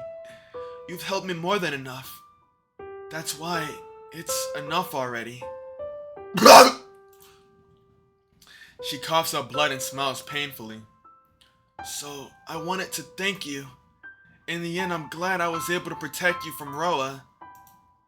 I gasp. Arcueid's glazed over eyes don't see anything. Not her wound. Or not even Roa, who still lives. Her time, since attacking a while ago, ended right then. Yeah. Thanks. I can't. I can't even lie properly. The light in her eyes is fading. Her body warmth is rapidly approaching 0. I'm going to lose. I'm going to lose her like this? Arcueid. Yes? Drink my blood. If you do that, you'll get your power back. Not even thinking, I scream that, drink my blood. If you do that, you'll get your power back. Not even thinking, I scream that out. She doesn't answer, but slightly she shakes her head. Why? Don't tell me you're still scared. Look, you said it before, right? You asked what if birds or fish had the same amount of intelligence? Could I eat them? I would. If it meant I would live, I would. Isn't stealing things from others to live a natural law of the world? That's what she said herself back then. So why? Why did she just shake her head with those pitiful eyes? I don't like talking about what ifs. A denial. But that was my line back then. But she said before she likes playing what if. Because it feels like there's hope. Really. I like what ifs. Even if it is sugarcoating things. I feel there's always some hope. Isn't there? But I can't finish.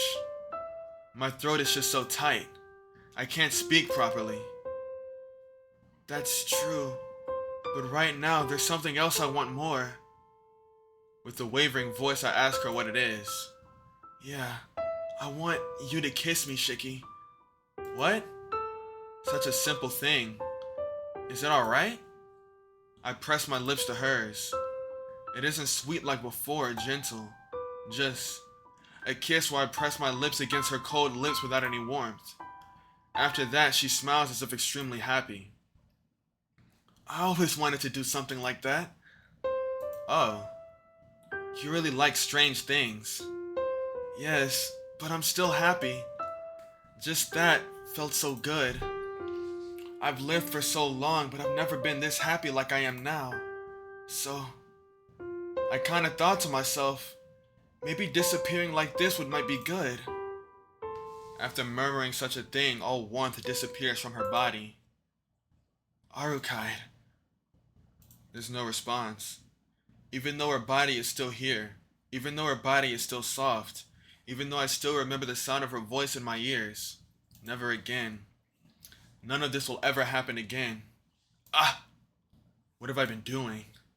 I wanted to make her happy. I wanted to teach her so many things. I wanted to take her to so many places. I wanted to be with her forever. But it can never happen. She's done it. No matter how you look at it, there's nothing more. Suddenly, before I could say the right thing, she went off and passed away by herself. For my entire life, I won't be able to forget this. This death.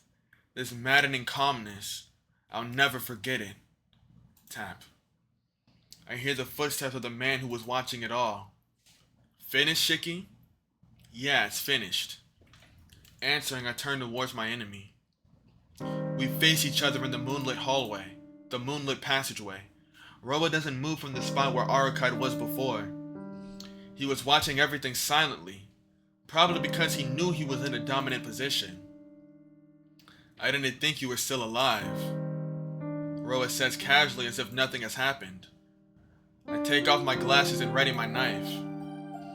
It seems those who can see death are good at escaping death. It isn't a matter of the strength or weakness of your life. However, normally people call that useless effort. You're one to talk. You and I, we've already died once. Exactly, Roa says as he smiles. Those returning from the dead can understand death. You and I are special cases of that kind. I've experienced death 17 times before I got to this, but you've only done it once. Honestly, it must be the difference in our Latin ability. I'm really curious what kind of ability it would have been if I had reincarnated in your body. A bothersome, overly composed voice. Just hearing it makes my head hurt. I have 2 things to ask you and 1 thing to tell you. I manage to say this while my head fills with pain. Oh? Alright, go ahead. Probably because he's so absolutely confident in his dominating position, Roet responds amusedly. The first question is the most important. You. Why did you kill Arcueid? Why? She was trying to kill me. Wasn't it natural to kill her back? Well, the one I desired wasn't this weak princess who came here. My current self could have taken apart the princess while she lived. But there's no point in taking in a true ancestor no different from a regular vampire. So I figured there's no value in taking her in, so I decided to settle it. Even I'm disappointed with the way things have turned out. Twisting his lips, the enemy laughs. My head hurts. Hurry, I have to kill him as fast as possible. I can't stand him existing a single second longer. Well, what do you plan on doing now? Don't tell me you think you can fight me in your condition. Resisting is useless, Shiki. I know that more than anyone else. Dizziness causes me to collapse to my knees. But still, even if I don't have any power left to stand, I gaze at him. Enough, enough. Even if you see my death, if you can't touch me, it's meaningless. You know, Shiki, I'm rating your ability rather high. Yes, it seems Shiki's personality is fading away. Since he has avenged you, I'm more Roa than Shiki now. Well, it doesn't really matter. Roa takes another step forward. Isn't this power wonderful, Shiki? You should be happy. We're probably the only ones who possess the mystic eyes of death perception in the entire world. It would be a shame to lose such a rare ability, and more than anything else, we're the same entity. We can understand each other more than anyone else. But there's no other partner who would assure me as you. You're trying to tell me to be your partner. I'm not with that gay shit, nigga. No, not asking. I'm letting. I don't care about what you want. That would only get in the way. You can relax. After I drink your blood and plunder even your soul, I'll make you into an existence where you won't hesitate to use your power. The gritting of my teeth. I see. Then the next question. What do you see? Are they lines or points? No, I'll make it simpler. You can only see it on living things, right? You can't possibly see it on anything else. Huh? Of course non-living things don't have any life. Only living things have this place indicating the source of life. I thought so. I understand completely, vampire. I grip my knife. The headache completely governs the inside of my brain, and all I can see is one thing. You're not being clear, and those aren't really fitting final words, but enough talk. There's also the hiding woman from the church I have to deal with. You're lucky, Shiki. Once I make you my subordinate, your first opponent will be that woman you trust. Roa approaches. My wavering vision isn't fixated on his figure. What you and I see are totally different, Shiki. In the back of my head, a switch turns on. All you're seeing is life. You don't understand death at all. That's why you can't kill me, and you're only able to kill a weakened woman. My brain reaches a white heat. What? If you could see death, you couldn't maintain your sanity. All you can perceive is the part which keeps things alive. If you could see death, you couldn't even manage to stand. To give an example, it is the world on the moon. Everything is like a desolate wasteland. The seam of death on everything I see. The events of the world which disappear when I touch them. What are you? Being able to see the death of things mean you're forced to see the world's uncertainty and fragility. The ground is like it's not there, and the sky seems like it's about to fall at any moment. What are you talking about? Roa's voice falters. Of course, he can't even understand the slightest bit of what I'm saying. In other words, his eyes and mine may be similar, but they're completely different things. Stop it. Those eyes. Don't look at me with those eyes! Fear mixes into Roa's voice. He even said it himself. Humans are instinctually afraid of the unknown. You don't know of the illusion that the whole world could perish in an instant. That is what it means to see death. These eyes. This power isn't something you can boast about like you did. Yeah, back then I was even scared of walking. Even I would. If I hadn't met that person, I would have long since been insane. That's your mistake, vampire. Life and death may be back to back, but they will never face each other. I'm telling you, don't look at me with those eyes! The sound of running footsteps. But I'm many times faster. I'll show you. This is what it means to kill something. Saying that, I thrust through the hallway's point on the floor. Instantaneously, the lines racing through the passageway undulate. Whoa! Even the sound of Roa's screaming voice is buried amidst the crashing rubble. The passageway is literally killed. The blocks which lost their meaning break apart and crumble away. For Ro, it must have been a total surprise attack. Pulled down by the destruction of the hallway and the collapsing rubble, Ro falls to the earth. In front of my very eyes, the passageway crumbles away. Enduring the pain in my head and the burning in my body, I head to the stairs. I head past Arcueid's corpse and hurry to the courtyard. Under the moonlight, the courtyard under the passageway has become a sea of rubble. In its center, something moves. He really is sly when dealing with death. I pull my almost collapsing body towards it. He's really something. The lower half of Roa's body is almost completely gone. Yet coming out from underneath the rubble, the upper half of its body still moves, ignoring that fact. This amount of life may almost be something worthy of respect. What was that? Quivering, Roa wonders aloud. Walking on atop the rubble, I move directly in front of him. Shiki. Roa lifts his head to look at me. His eyes seem to practically ooze with hatred. You monster! His eyes equally full of indignant hatred. Who is? Replying, I stand in front of him. Roa's death is just a little right of his heart. I lightly thrust my knife forward, a sensation like piercing paper. That feeling is indeed death. Roa gives a small scream. He's someone who has experienced death. He should know this feeling really well. You're not scared, are you? It's a path you're quite familiar with. If there's a difference, it's only one thing. This one is permanent. This time it's permanent. This time you can't come back, buck, nigga!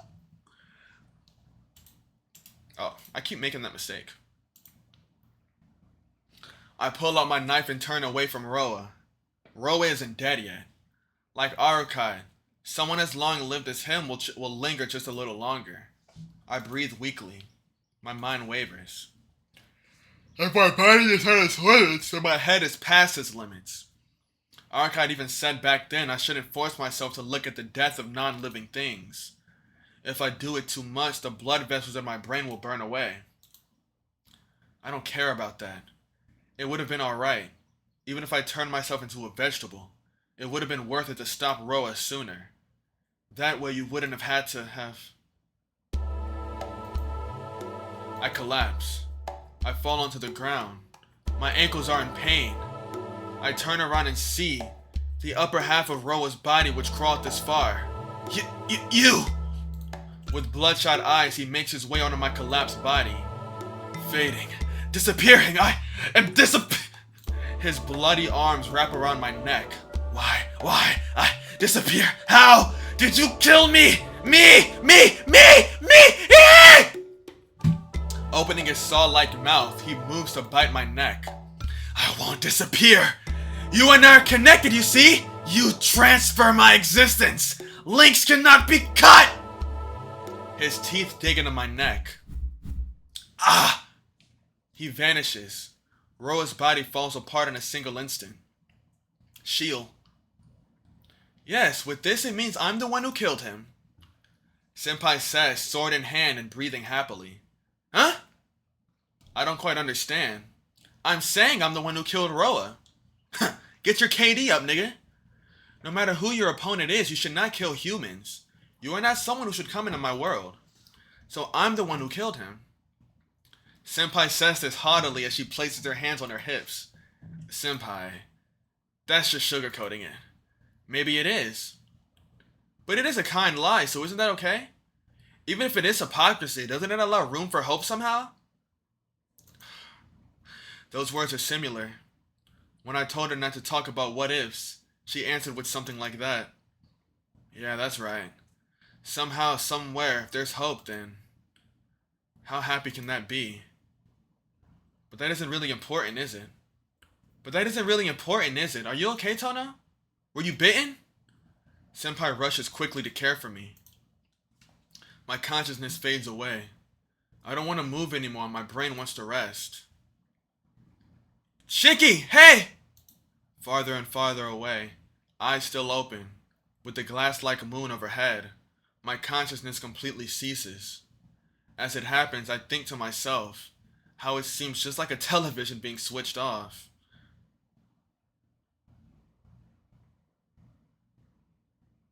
Tsukihime, in epilogue. Shiki-sama, it is morning. Please, wake up. I hear a familiar voice. Shiki-sama, please, wake up. If you are late like yesterday, you will break your promise with Akiha. A voice partly tense, partly relaxed. Shiki-sama! Is it okay? Akiha will end up scolding you again. No, it's not okay at all. I'm up, so hold on. Still under the sheets, I respond as I slowly open my eyes. Good morning, Shiki-sama. Ah, morning. I give a sleepy greeting in response and put on my glasses. It's past 7 in the morning. Hisui came at her usual time and managed to wake me. I'll prepare your breakfast. After changing, please head towards the dining room. Hisui disappears from the room after a bow. I give a big yawn. After a nice stretch, I get up from bed. I change into my school uniform and cast a glance at my desk. On top is a knife I will never use again. The curtains sway in the wind. Hisui must have opened the window. The sky is refreshingly clear. It's just a little cold though. I approached the window to close it. As it turned out, I waited up waking in my own room. It seems Senpai carried me here. Fortunately, Akiha and the others didn't know I left. It's been 1 week since that night. Tonoshiki's life hasn't changed a bit from what it was before. My relationship with Akiha is a bit uneasy at times, but of course we're brother and sister. Except for that passageway being repaired, the school has not changed at all. No, it did change. At school there's no senpai called Shiel anywhere, nor does anyone remember her. The instances of serial murders hasn't occurred once since then. Since there's been no official arrest, the city streets are still relatively empty at night, but it'll probably return to normal in a month. As for me, I carry an unfillable void in my heart, but I continue on as I did before. Or rather, I can bear it all. At times I get overwhelmed when I'm assailed by memories, but I don't think I'll go insane or anything for now. Someday, will I go crazy after not being able to bear these memories? Or will I just return to living normally after getting used to them?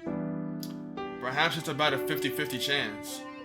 But until then, even if it is a little girlish, I keep my final promise I made with her every day. Autumn is drawing to a close, isn't it? The blue sky outside is enough to take my breath away. Taking a large, deep breath, I shut the window.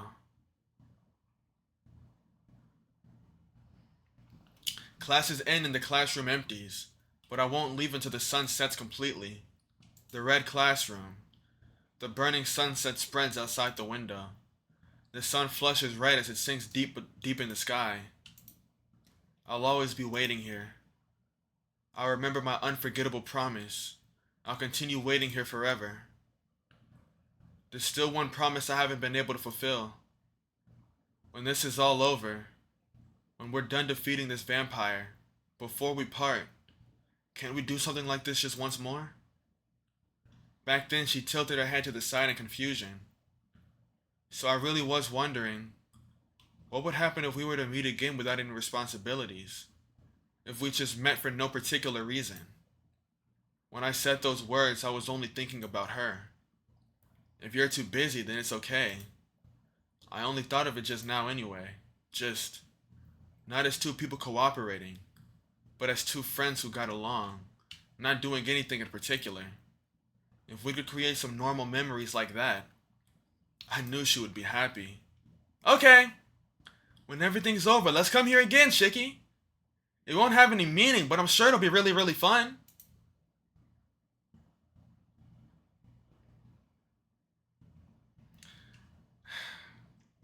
After her eyes widened in surprise, she nodded. In the classroom bathed by the sunset, Arcueid smiled and made that promise with me.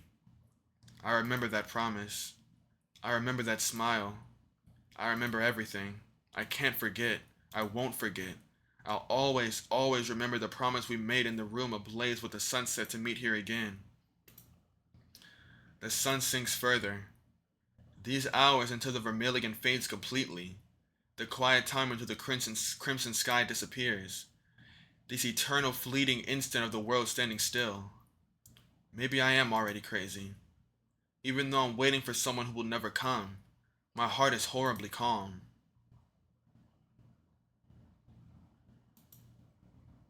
Clatter. The sound of something touching a desk. I look. A window is open. I realize that, painted in red sunlight, she's standing by the window.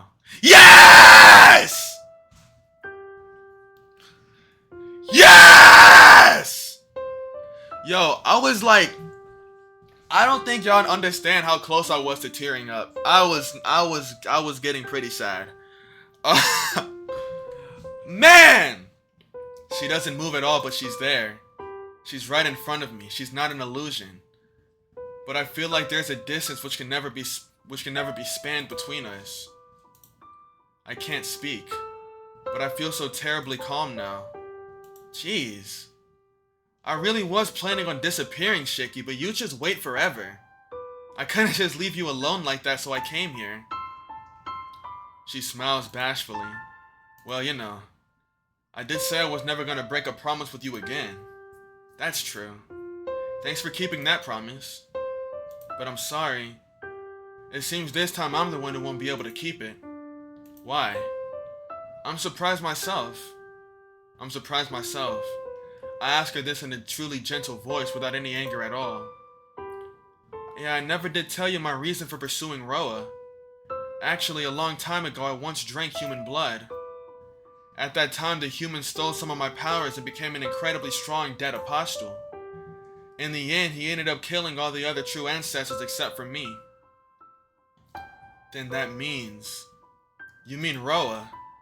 Yes. Until that time, I never knew about the vampiric impulse. The other true ancestors also believed I did not have it. But it was too late. Until then, I didn't even know I was a vampire. So I didn't even know it was something I shouldn't do. I see. Never having been taught anything extra, she wasn't even taught she was the same as those she killed. Because of just one mistake, I destroyed everyone. So I won't drink human blood again. But a true ancestor that has drank blood once cannot remain sane without doing it again. I can only be here for you because you completely killed Roa. Even though I annihilated him so many times, it was only his flesh and not his soul. But you killed his existence completely, Shiki. So the power he stole and returned to me, and I somehow managed to revive. That doesn't... But that's all I can do. I can no longer resist the vampiric impulse inside of me, so... That doesn't matter! Shiki, I can't see you again. Sorry for breaking our promise. That doesn't matter to me! I just want you to be by my side, that's all. You can keep your promise. Shiki, drink my blood. If you do, you can keep your promise. Time passes by. Neither of us say anything. And after a truly maddening silence, I see. But I can't. I don't need your blood, Shiki. Why? Is my blood not good? Do you have a reason for not drinking it? She nods. I like you, so I won't. She smiles like a flower blooming triumphantly. I suck in a large amount of air and try to suppress this feeling. I want to stop her. I want to stop her. I want to stop her. I want to stop her. Even if I have to kill her, I want to stop her. But her smile is just too gorgeous. I can't selfishly bring myself to ruin it. Goodbye. I really am grateful for everything, Shiki. My throat trembles and no sound comes out. But still, I have to say goodbye. I'm a liar. Why? You kept your promise, Shiki. Just a worthless liar. I said I would make you happy. Yes, I vowed to. No, not at all. I'll sleep from now on, but I'll always be dreaming about you. I enjoyed our time together so much, I'll always be dreaming about it. It won't have any meaning.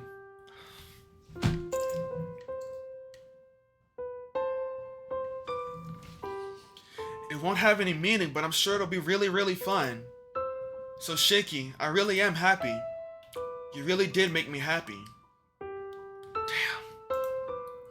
My throat is filled up. I don't want such a... You really are kind, Shiki. Yeah, I knew coming here to say goodbye was a good thing. I love you, Shiki. Your honesty, how you're always spaced out, how I'm the only one you yell at, how you always look forward to the future. I love all of you. So please, keep living like that, okay? For just an instant, she smiles sadly. She waves her hand as if fading into the sunset itself. She disappears before my very eyes. I grit my teeth trying to hold it in. She was smiling into the very end, so at least I didn't want to cry. The classroom is empty. I see. You really did keep your promise. In this classroom, our promise to meet again in the classroom as the sun sets. She definitely kept it. There are some things I lost, but it is over now. The curtain is falling cleanly over the time I knew her, the time I ran through with her. Come to think of it, a farewell is always there. In our case, our farewell was only early. Thinking of it that way, this was a really satisfying farewell. She was still alive, and she told me she's still happy. No! Not like this. This isn't what I wanted! Right, more. I wanted to be with her more. I wanted to talk with her more. I wanted to feel the warmth of her body more. More. I wanted to see her smile more. Always. Not like this, but always. I wanted to make her happy. But she, smiling until the end, she left me behind, telling me to live. That stupid idiot. That was her final wish. With a smile, she told me no matter how hard it is, even if I have to deceive myself right now, until I can finally see it all as simply a memory, to keep looking forward to the future and live. There's no way I can do that. I don't have the slightest confidence to live like that. Still, so that she can see a happy dream, I have to at least grant her wish.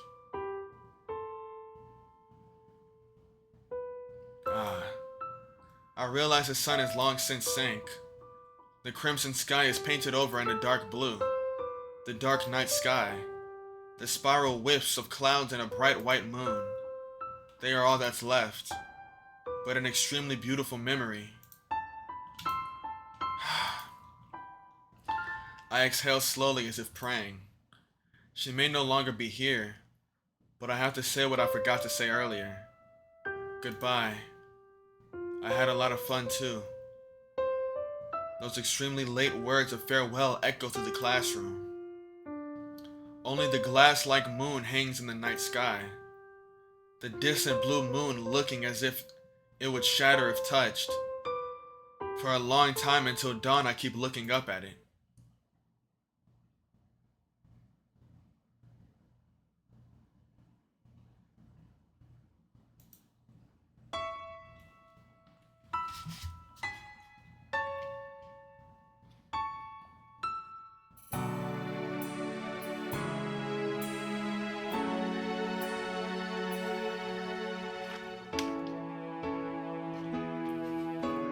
Oh yeah. Yeah, this was fire. I think I like this route more than the shield route.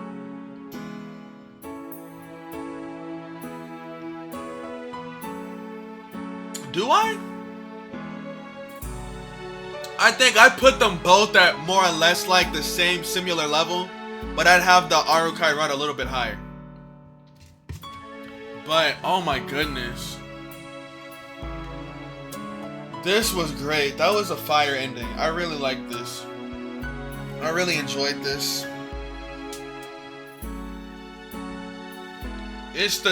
I suck with these kinds of endings, man. You know, I really suck at these endings.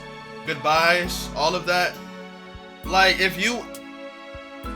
really suck with endings where you have to say goodbye to people. Or, you know, characters die and they have to go through with that. I'm not really good with those kinds of endings at all. They always, like, mess with me a lot. But there's a lot of interesting, like, things here narratively as well. I really like the detail of Shiki and Roa, the whole death thing, right? Because if you think about it, I wanted to sort of explain it earlier when they were first bringing it up, but I couldn't find the proper words. But now that I've gone through it and I've thought on it a bit more, I think I understand what I wanted to say that I wasn't able to before. Roa, he died, right? He did face death. He went through a lot of deaths. But the thing is, throughout all these deaths, the only thing that's been in front of him was the possibility of life, living. That's all he ever thought about, living. Wanting to continue living. That's why he pursued immortality. So that even if he experiences death, he doesn't actually have to experience it. He dies, but he never really experiences death. Because he continues to live anyways. Shiki, on the other hand, and that's why Roa's ability doesn't show him death. That's why he sees the ability where he's shown life and he mistakes it for death. He doesn't really know what death looks like. On the other hand, we have Shiki. Or well, fuck, I can't really even say for Shiki because he also hasn't really experienced death. I mean, he experienced death the same way that what's his name did, but he only experienced it once. But I guess the difference would be that when Shiki experienced his death, that was the thing that plagued him. They both gained their powers at the same time. Hey, Roa took over the other Shiki's body and he saw life because that's all he ever focused on. Shiki, all he was focused on in that moment was the fact that he was dying.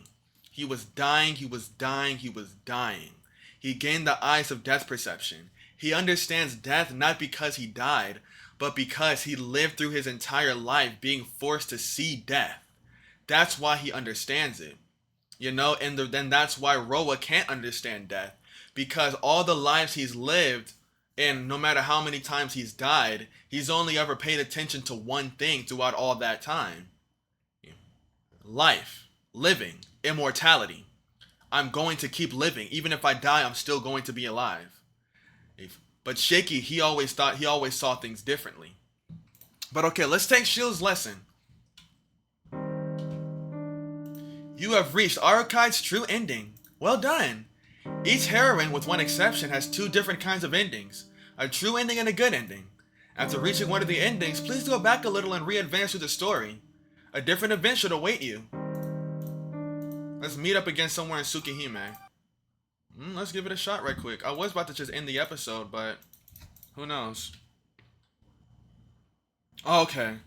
Autumn is drawing close. The blue sky outside is different to take my breath away. Taking a large deep breath, I shut the window.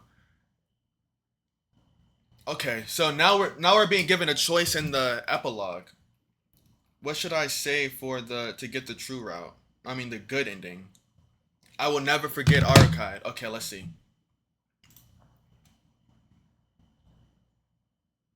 I started walking from the mansion atop the hill towards the school. So this one, okay, instead of sticking around and still waiting, we're like, Arcueid's probably gone. Let's leave. We're just going to keep her in our memories. Okay. I started walking from the mansion atop the hill towards school. Like any other day, the morning is wrapped in tranquility. Autumn is almost over and winter is close by. Perhaps when this vague season and change, the heat of summer and the chill of winter changes, maybe this transparent feeling will also change. The more figures of students in uniforms, the closer I get to school.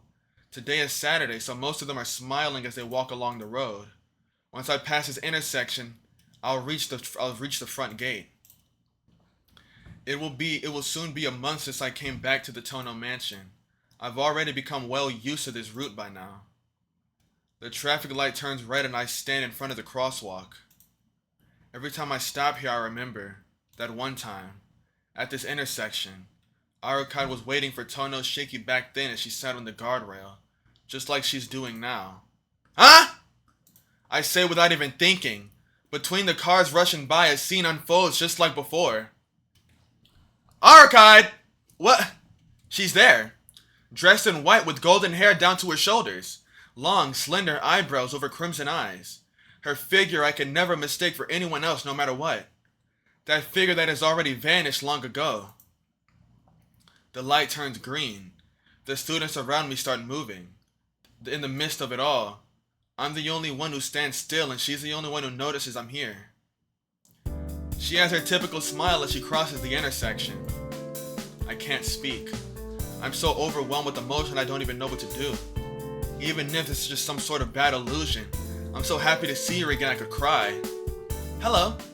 Are you heading to school, student son? I can't believe it. The illusion even has her voice down perfectly. Shiki? Hey, why are you so quiet? Don't tell me you forgot about me. Those red eyes looking up at me. No, there's no way I could forget. But at the time, there's no way she could be here, alive, at the same time. I can't speak. She wrinkles her eyebrows together and glares at me like an angry cat. Jeez, what gives? I put up with not going to see you and was waiting here so long. Don't tell me you're angry, Shiki. I just can't believe it. This isn't an illusion in front of me. It really is. Arcueid. Yes, it's me. Thank goodness. I thought you became a vegetable after fighting Roa. I really was worried, you know? Wait a minute. I'm so confused. What do I say? What should I be happy about? There's something I need to do. I really am just so overwhelmed I don't know. Shiki? Hey, you're acting funny. Your mouth is wide open and so are your eyes.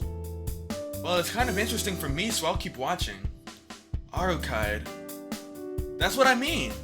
Jeez, you keep just saying my name. We finally managed to meet again, so can't you find anything more fitting to say? Yeah, there's no mistake. She's the only person who could say such ridiculous things. Why? Huh? I can't hear you, please, say it a little louder. She tells me, come on, as she points her ear closer to me. Why are you still alive? Why are you still alive? I scream and voice my feelings as loud as I can. Ow, not so loud, Shiki! You don't say not so loud! Why are you alive? I thought you were gone, that I would never see you again, that I would always regret it. But why? This cheerfully, as if we only said goodbye yesterday. How could she greet me so simply? Oh, I see. I never did tell you, Shiki. Arcueid drops a fist to her other hand in realization. Yeah, I never did tell you my reason for pursuing Roa. He stole some of my power. In order to take it back, I pursued him, but you completely destroyed him, right? And that power was free from Roa. Returned to me, and I managed to come back to life. You never told me about that! No, I didn't. It didn't really concern you. You wouldn't. Anyway, I revived, but I could barely resist my vampiric impulses inside me. I probably would have done something terrible if I went to see you, so I slept until I regained my power. Because of that, I was able to return to normal, but it took 7 days to suppress my impulse. Huh? Then you're really okay now, Arcueid. Of course. If I wasn't, I wouldn't be here. She flashes me a full smile. Arcueid takes my hand. You know, Shiki, while I was asleep, I was really looking forward to meeting again like this. Because once I did, we could go around and do so many things. I was thinking it would be nice to get better even a little quicker. Arcueid looks at me with a pure, unadulterated smile. I'm speechless. Not in a bad way, I'm just so happy. Being able to see her smile again. All the things we can do from now on. How I told Senpai that my wish was never to leave Arcueid alone again. Not one of them was lost. There's so many things I want to say and tell her right now. But right now, to speak honestly from the heart. Welcome back. I've been waiting for a long time. I squeeze her hand in return and briefly just tell her that. She looks a little bewildered at first. Yeah. Saying that, she looks away in embarrassment. Arcueid? I call out to her. After a brief pause, she faces me with a full smile. Yes, I'm back. I'm glad you were still yourself, Shiki. My chest tightens. If it wasn't right on the way to school, I would embrace and kiss her. Her smile is just so adorable. Alright, let's go, Shiki. You're gonna take me to many places, right? Arcueid releases my hand and jumps like a rabbit. She's so radiant and I can barely look at her directly. But where? Anywhere! Somewhere you think is fun, Shiki. Smiling, Arcueid replies like it's nothing. But that's a little troubling. You know I do have school. Hey, can't you at least spend a day with me today? Arcueid looks dissatisfied. Evidently I'm extremely weak against that face of hers. Well, even if I went to school like this, I wouldn't be able to concentrate there. More than anything, I want to be with Arcueid. You're right. Who cares about boring reputation?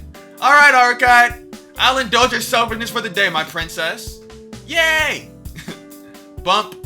She suddenly presses her body up against mine. Hey, Shiki. That night, when you were talking about with Shield, your feelings haven't changed?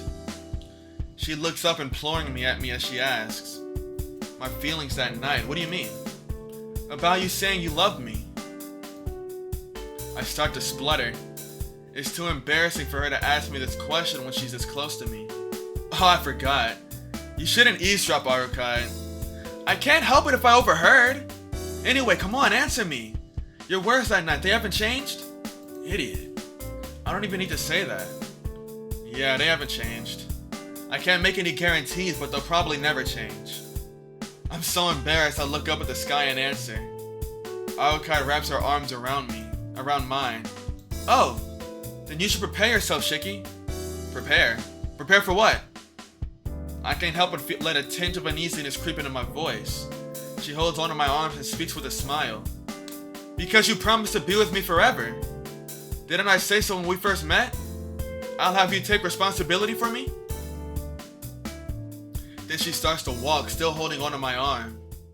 She's as energetic as a little child, urging me to hurry up to get to a playground. Oh, I see. Certainly I would have to prepare. Speaking to no one in particular, I start to walk with her. I head towards some random place, going against the flow of students going to school. Where to? Well, there's no place we can't go. The sunlight really suits this princess of the moon accompanying me. The weather is a perfect blue sky. Hand in hand, we walk towards a new beginning for the two of us.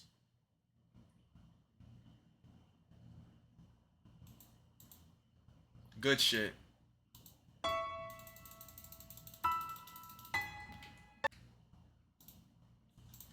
Oh, let's see Shield's lesson. Good ending. Well done.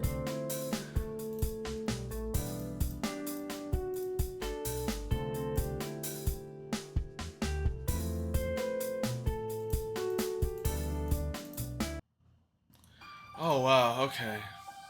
Let me hit these graphics right quick. Oh. Oh, I really hope y'all enjoyed.